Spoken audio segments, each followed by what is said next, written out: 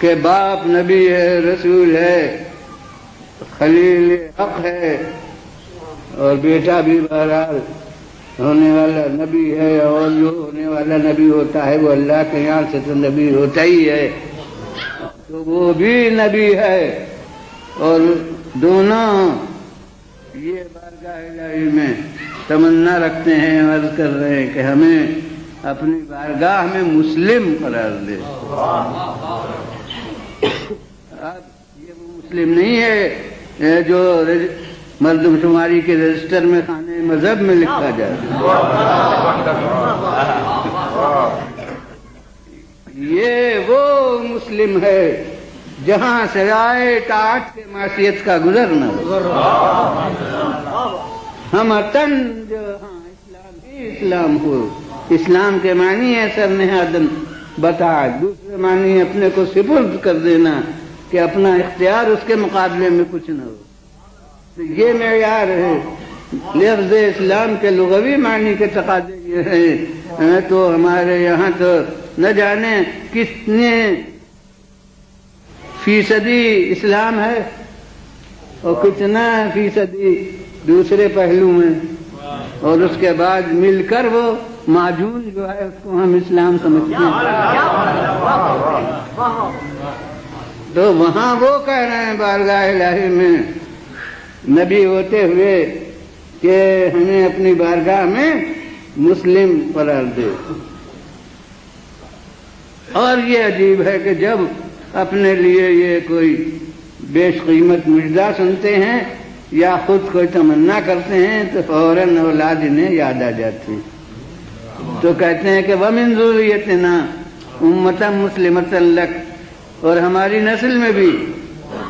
اب یہ ہماری بنص قرآن دونوں کی صدا ہے، تو یہ وہی نسل ہو سکتی ہے جو مشترک ابراہیم اور اسماعیل کی اولاد ہو۔ اس میں وہ نسل نہیں آ سکتی جو تنہا ابراہیم کی ہو اور اسماعیل کی نہ ہو۔ تو من ذریتنا، اور ہماری ذریت میں سے ایک امت قرار دے، ایک گروہ قرار دے۔ اب لفظ امت بھی ہمارے یہاں مسلم کی طرح وہ اصطلاحی لفظ بن گئی ہے کہ بس پوری جو مسلمان قوم جو خانہ مذہب میں مسلم لکھوائے وہ سب مل کر امت ہیں، مگر وہی جس کی نظر جتنی اونچی ہوتی ہے اتنی ہی اس کے الفاظ کی بلندی ہوتی ہے۔ تو اب وہ کہہ رہے ہیں کہ ہماری ذریت میں سے ایک امت قرار دے، گروہ قرار دے۔ اب اس میں ضرورت نہیں ہے کہ کروڑوں ہوں، جو جتنے اس معیار کے ہیں وہ ان کی نگاہ میں امت ہے۔ ارے ان ابراہیم کے لیے تنہا قرآن نے کہا ہے کہ وہ ایک امت تھے، کانا امتن، تو ایک اس معیار کا ہو تو وہ اس کے معیار کی امت ہے، اور اگر 10 اس معیار کے ہوں تو وہ 10 ہیں، اور اگر 12 اس معیار کے ہوں تو وہ ہیں، اور اگر 14 اس معیار کے ہوں تو وہ ہیں۔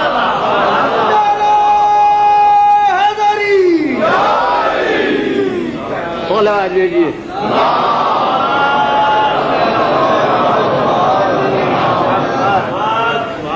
بہرحال ایک گروہ قرار دے، امت کے معنی گروہ، ہماری ذریت میں سے ایک گروہ قرار دے جو مسلمتن لک، تیری بارگاہ میں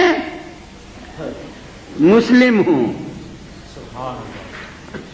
اب ایک ہی لفظ ہے جو اپنے لیے صرف کی تھی، اور ذریت میں جو دعا کی ہے ان کے لیے بھی وہی لفظ صرف کر دیے، تو یہ نہیں ہو سکتا کہ اپنے لیے جو اسلام کی دعا کی تھی وہ اونچا ہو،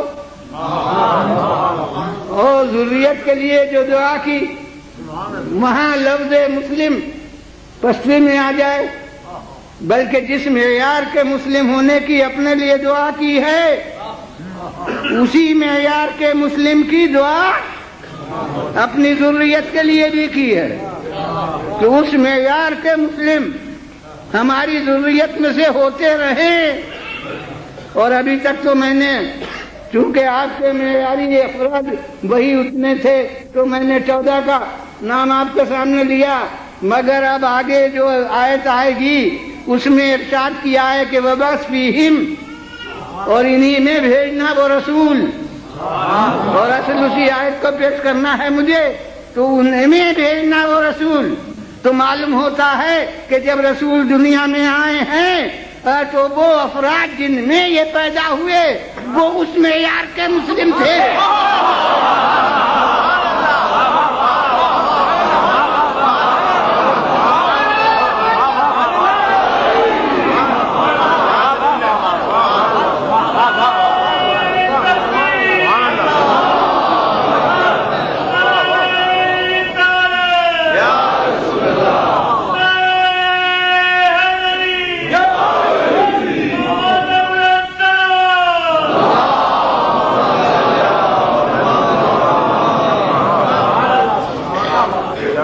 صلوات علیہ بڑے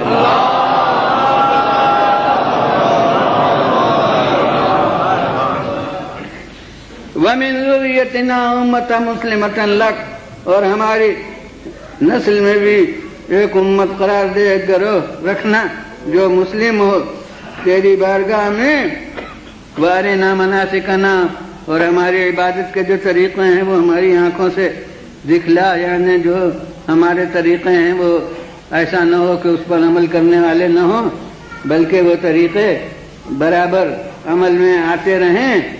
وَتُبْ عَلَيْنَا، اور ہماری طرف اپنی نظر توجہ مبذول رکھنا، إِنَّكَ أَنْتَ الْعَلِيمُ الْحَكِيمُ، یقیناً تو جاننے والا ہے اور حکمت والا ہے۔ اب اس سلسلے میں یہ ہے کہ ربنا وابعث فیہم رسولا منہم یتلو علیہم آیاتہ وَيُعَلِّمُهُمُ الْكِتَابَ وَالْحِكْمَةَ إِنَّكَ أَنْتَ الْعَزِيزُ الْحَكِيمُ۔ اب کہہ رہے ہیں بارگاہ الہی میں کہ اور پروردگارا یہ معروضہ ہے کہ ان میں، اب ان میں یہاں قبل میں امیین کا نام ہے، نہ ناس کا نام ہے انسانوں میں، قبل میں تو وہی امت مسلمت کا نام ہے کہ انہی میں پروردگارہ بھیجنا ایک رسول ان میں سے کہ یتلو علیہم آیاتک، تیری آیتوں کو جو تلاوت کرے گا اور انہیں کتاب اور حکمت کی تعلیم دے گا اور ان کے نفوس کو پاک و پاکیزہ بنائے گا۔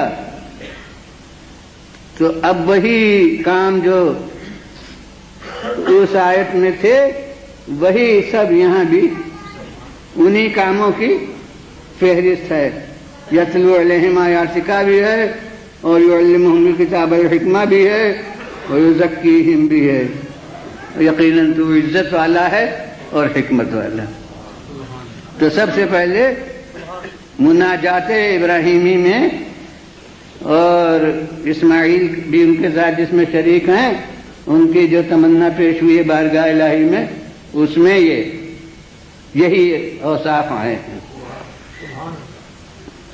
اب یہ ترجمہ بھی ہو گیا، مختصر مطلب بھی اس کا ہو گیا، مگر ایک پہلو پر غور کرنا باقی ہے۔ وہ پہلو یہ ہے کہ عام طور سے دعا کے معنی ہم یہ سمجھتے ہیں کہ ہمارے دل میں خواہش ہوئی اولاد کی،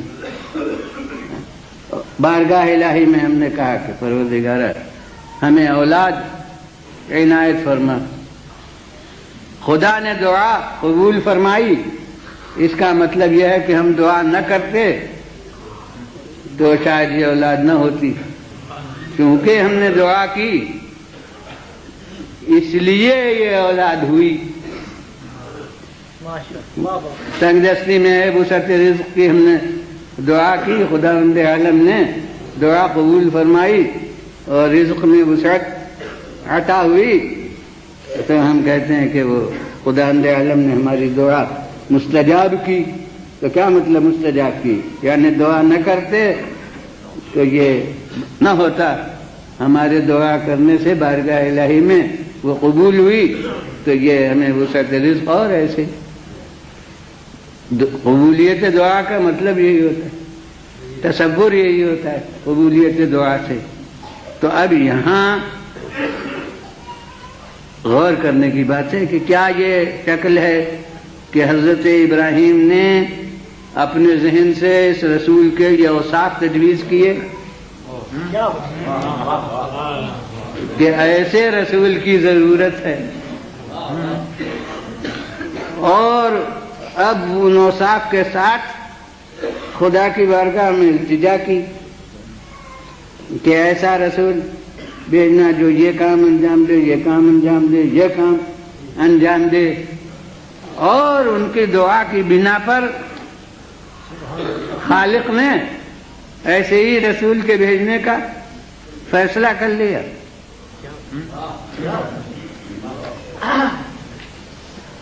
تصور یہی ہے، ہمارے شاعر نے بھی کہا دعائے خلیلو نویدے مسیحا، یہ خلیل کی دعا ہے جو شکل میں آئی ہے، اور مسیح کی حضرت عیسیٰ کی بشارت سے خبر ہے، خوشخبری ہے جو اس طرح سے آئی ہے۔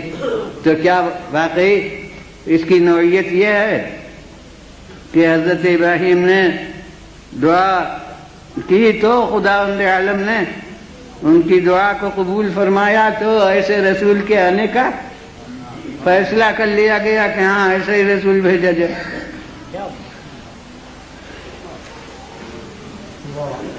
قبول دعا، دعا اور اس کی قبولیت کے معنی تو یہی ہوتے ہیں، مگر کیا واقعہ یہ ہے؟ وہ واقعہ میں کیوں کر مانوں جبکہ اسی رسول کی زبان سے یہ سن چکا ہوں کہ کنت نبیا وآدم بین الماء والطین، میں اس وقت بھی نبی تھا، اور اسے پہلے کبھی عرض کر چکا ہوں کہ اس وقت بھی نبی تھا، ہوا نہیں۔ کنت نبیا، میں اس وقت بھی نبی تھا جب آدم کا پتلا آب و گل میں تھا۔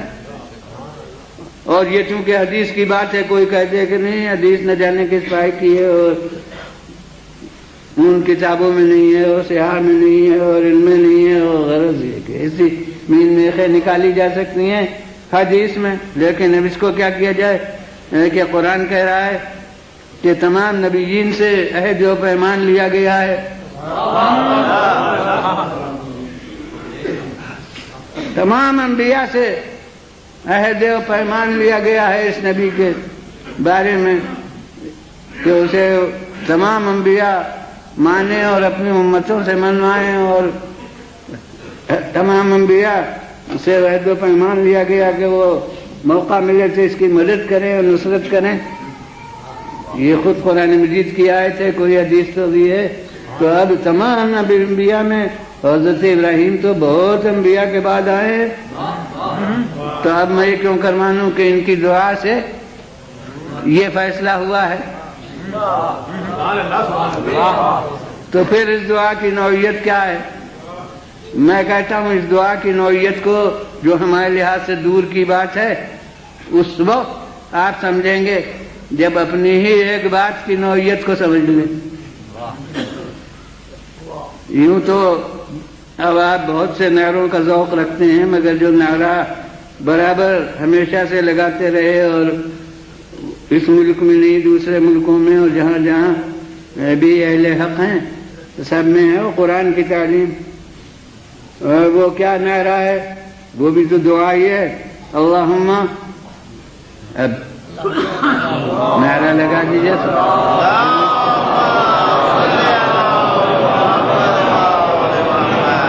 اللہم صلی علی محمد وآل محمد، ہے متفق علیہ، کوئی بیچ میں علی بھی بڑھاتا ہے کوئی نہیں بڑھاتا، اس سے حقیقت تھوڑی بدلتی ہے۔ وہ کوئی کہے گا اللہم صلی علی محمد وعلی آل محمد، تو اصل نوعیت میں تو فرق نہیں ہوگا۔ تو اب حضرات ہمیشہ تو یوں کہا جاتا رہا اللہم صلی علی محمد و آل محمد۔ اب حضرات وہ ایرانی حضرات کو سن سن کر عادی ہو گئے کہ محمد پر وقف کر دیتے ہیں، اللہم صلی علی محمد و آل محمد۔ یعنی وہ اللہ کے ذریعے سے فاصلہ کرتے ہیں، یہ سانس لے کے فاصلہ کرتے ہیں۔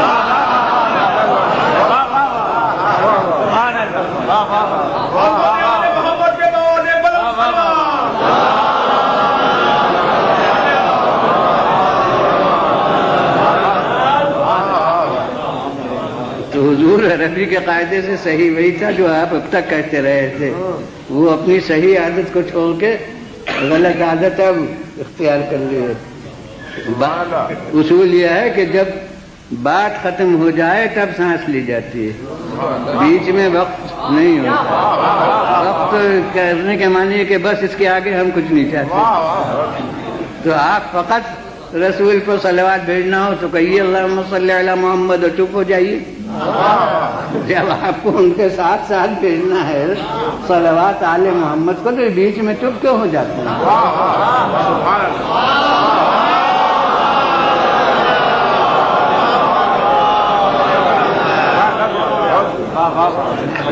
پورے کلام کو ایک ڈال رکھنا چاہیے، ایک ساتھ کہنا چاہیے۔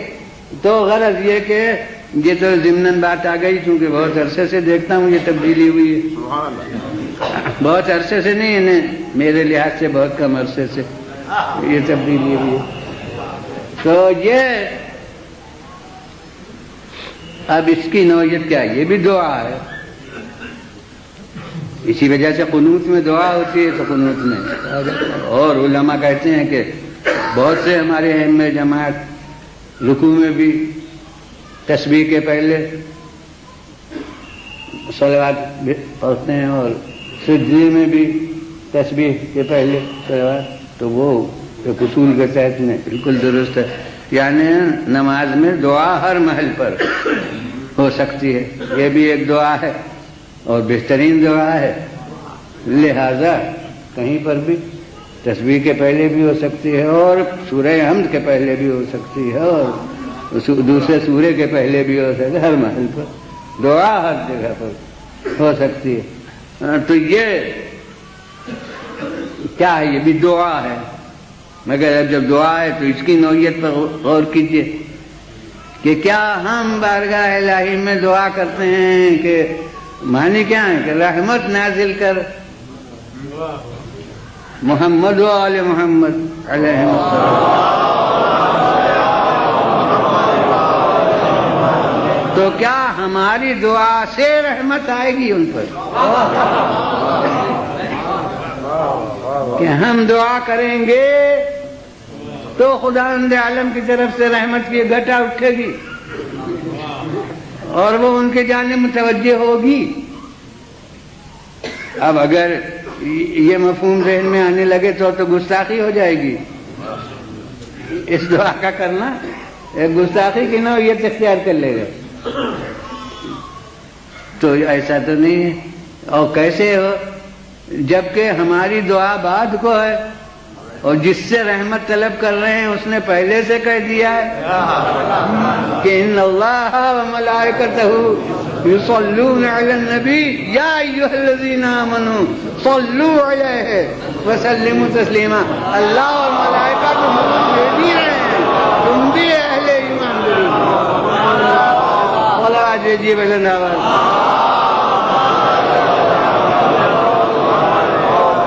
تو اس کا عمل مقدم ہے، ہماری دعا مؤخر ہے۔ تو ہماری دعا کے نتیجے میں نتیجہ کہاں؟ یہ کہا ہے کہ وہ دعا رحمت ان کی طرف متوجہ ہوگی۔ تو پھر کیا ہے جو میں نوعیت اس کی میں سمجھتا ہوں وہ تو یہ ہے کہ وفاداری کا ایک مظاہرہ ہے کہ جو منظور مولا ہے اسی کو آدمی اپنی تمنا بنا کے پیش کر دے۔ صلوات بھیجیے مولانا۔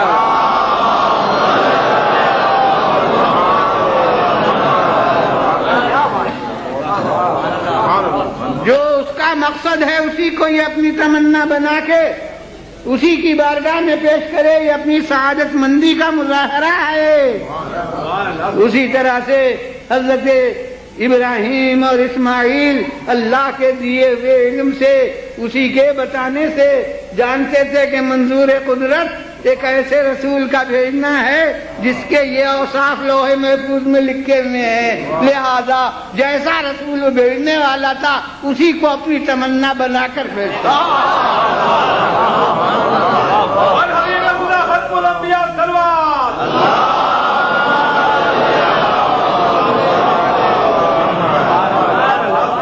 پھر صلوات دیجیے۔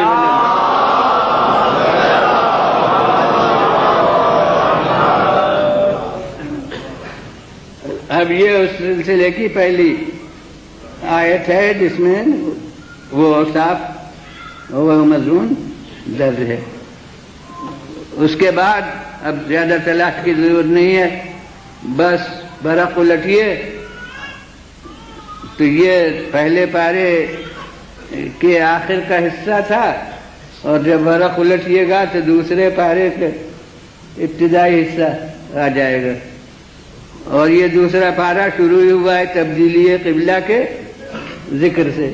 سیقول السفہاء من الناس ما ولاھم عن قبلتہم التی کانوا علیہا، تو یہ تبدیلی قبلہ کے ذکر سے شروع ہوا ہے۔ اب اسی تبدیلی قبلہ کے تذکرے میں یوں یہ لوگ کہیں گے، اور ان کے خیالات کی رد اور ان کے غلط فہمیوں کا دفعیہ اور وہ سب، اور پھر حکم کہ من حیث خرجت فولی وجہک شطر المسجد الحرام، جہاں بھی نکلیے تو اپنا چہرہ مسجد الحرام یعنی قبلے کعبے کی طرف کیجیے۔ پہلے بیت المقدس کا قبلہ بیت المقدس قبلہ تھا، اور اس کے بعد تبدیلی ہوئی اور یہ قبلہ ہوا، تو اس میں لوگوں نے نکتہ چینیاں شروع کر دیں، تو اس کے سلسلے کی آیتیں ہیں۔ اب اس میں یہ ارشاد ہوا ہے کہ یہ اللہ کا ایک احسان تھا تم پر جو اس نے اس شکل میں کیا ہے تبدیلی قبلہ کے ساتھ۔ کما ارسلنا فیکم رسولا منکم یتلو علیکم آیاتنا ویزکیکم ویعلمکم الکتاب والحکمہ ویعلمکم ما لم تکونوا تعلمون۔ وہی اوصاف یہاں ہیں۔ یہ اب ایسا احسان ہے اللہ کا، جیسے کہ ارسلنا ہم نے بھیجا تمہاری طرف ایک رسول تم میں سے، کہ یتلو علیکم، جو تمہارے سامنے ہماری آیتوں کی تلاوت کرتا ہے اور تمہارے نفوس کو سدھارتا ہے، اور تمہیں کتاب اور حکمت کی تعلیم دیتا ہے، اور اسی کا تتمہ یہ ہے کہ تمہیں وہ باتوں کی تعلیم دیتا ہے جو تم نہیں جانتے تھے۔ تو وہی اوصاف جو وہاں تھے،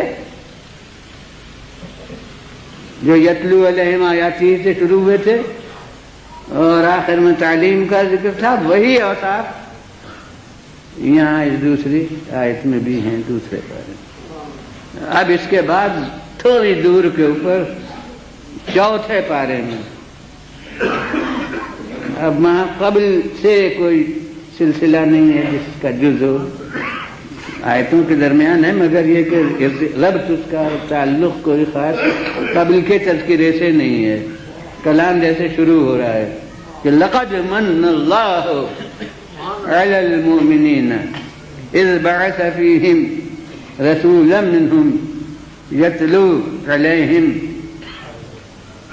هو الذی، ارشاد ہوتا ہے لقد من اللہ علیہم، اللہ کا یہ احسان ہے مومنین پر، اذ بعث فیہم، کہ ان میں اس نے بھیجا رسولا منہم، انہی میں سے ایک رسول، کہ یتلو علیہم آیاتہ، اس کی آیتوں کی وہ تلاوت کرتا ہے، ویزکیہم، اور انہیں پاک صاف بناتا ہے، نفوس کو ان کی اصلاح کرتا ہے، اور انہیں کتاب اور حکمت کی تعلیم دیتا ہے، اگرچہ وہ اس کے پہلے کھلی ہوئی گمراہی میں تھے۔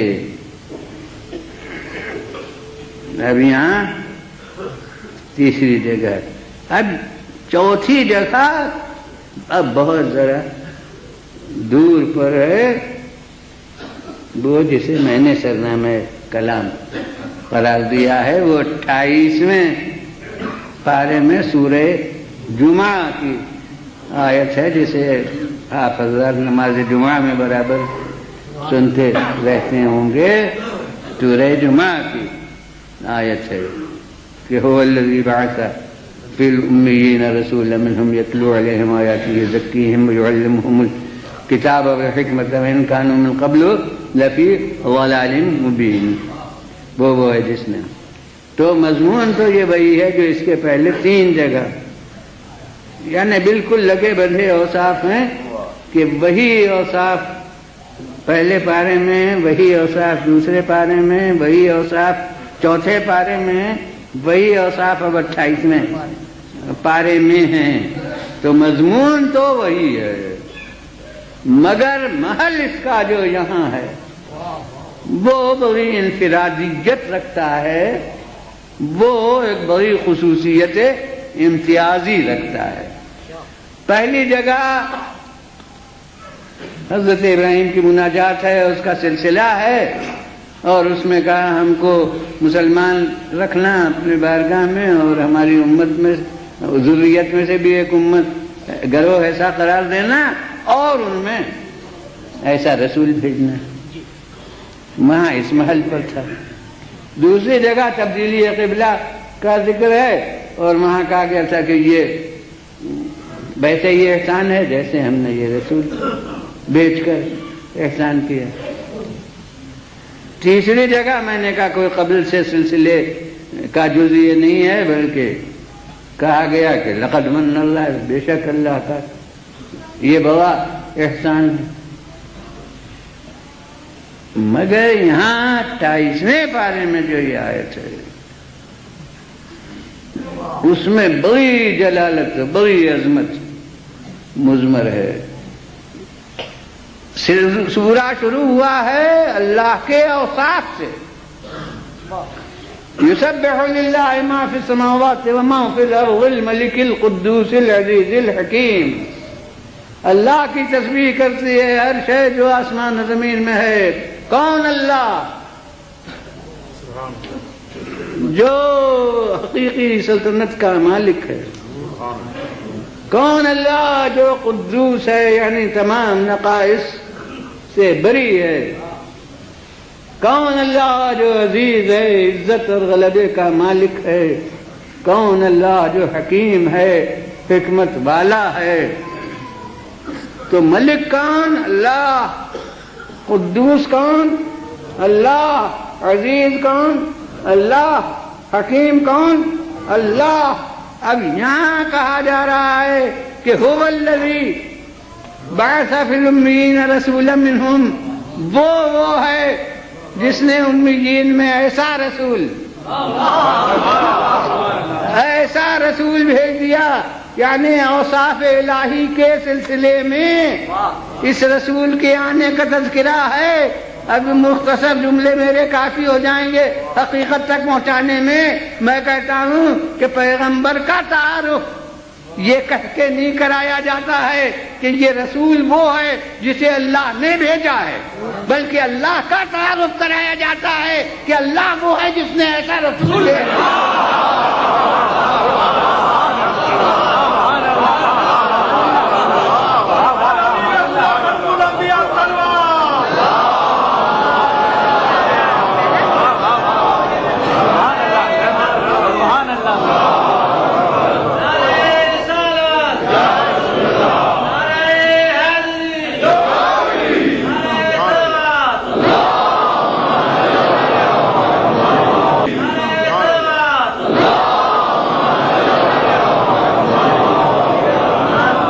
صلوات لیجیے بلند.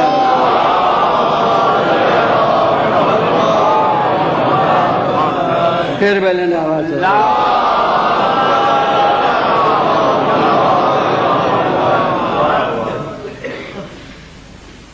اب اس رسول کی رفعت اور بلندی کیا بیان ہو سکتی ہے جسے دکھلا کر، اسے پیش کر کے اللہ اپنی عظمت جلالت کا احساس پیدا کرائے، اپنی عظمت کا تصور پیدا کرنے کے لیے جس کی ذات کو سامنے لائے اس کی کیا رفعت ہوگی.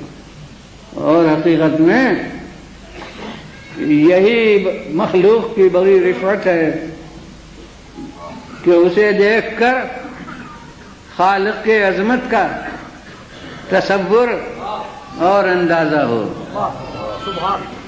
تمام انواع کائنات میں انسان کو رفعت اور بلندی اسی حیثیت سے حاصل ہوئی ہے. جہاں تک میں نے غور کیا کہ قرآن مجید میں ارشاد فرمایا کہ سنوریہم آیاتنا فی الآفاق وفی انفسہم، ہم اپنی نشانیاں دکھلاتے ہیں آفاق کائنات میں اور ان کے نفوس میں. تو جب آفاق کہا جائے افق کی جمع ہے. جب ہم کھڑے ہو کر دیکھیں تو جہاں پر نظر جاتی ہے اور اس کے نیچے پھر آسمان نظر نہیں آتا، اس نقطے سے جو چاروں طرف ایک خط کھینچ دیا جائے دائرے کی شکل میں، اس دائرے کو افق کہتے ہیں. جس سے فلک کے دو حصے ہو جائیں، ایک وہ جو نظر آ رہا ہے ایک میدان سے اور جو نظر نہیں آ رہا ہے. تو یہ پورا دور جو ہے یہ افق کہلاتا ہے. اور جب اس کی جمع ہوئی آفاق تو اس کے معنی ہے اطراف عالم. تو اب اطراف عالم میں جتنی بھی چیزیں ہیں وہ سب اس میں داخل ہو گئیں.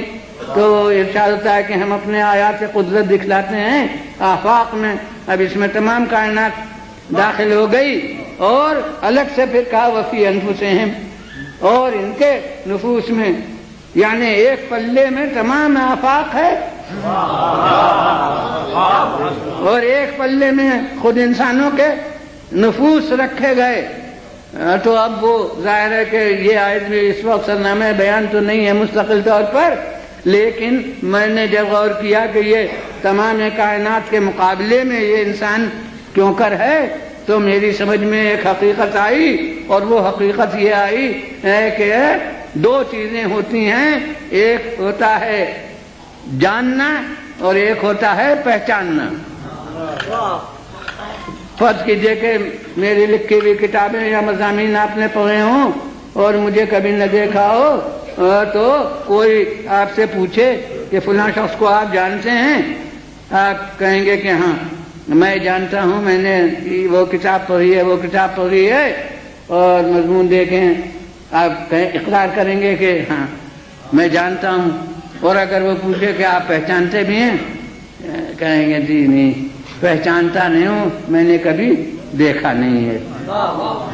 اس کے معنی ہے کہ جان تو لیا کتابوں کو دیکھ کر مگر پہچانا نہیں.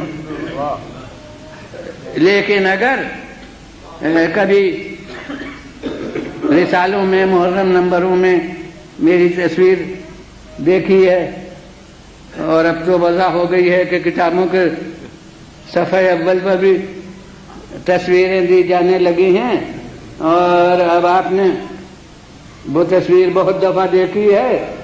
اب کسی نے پوچھا کہ جانتے ہیں، تو آپ نے کہا جی ہاں. اب کتابوں کے نام لیے اور اس نے کہا کہ پہچانتے بھی ہیں. کہا خود تو نہیں دیکھا ہے مگر میں نے تصویریں بہت دفعہ دیکھی ہیں، تو دیکھوں تو پہچان لوں گا. معلوم ہوا کہ کتاب جاننے کا ذریعہ ہوتی ہے اور تصویر پہچاننے کا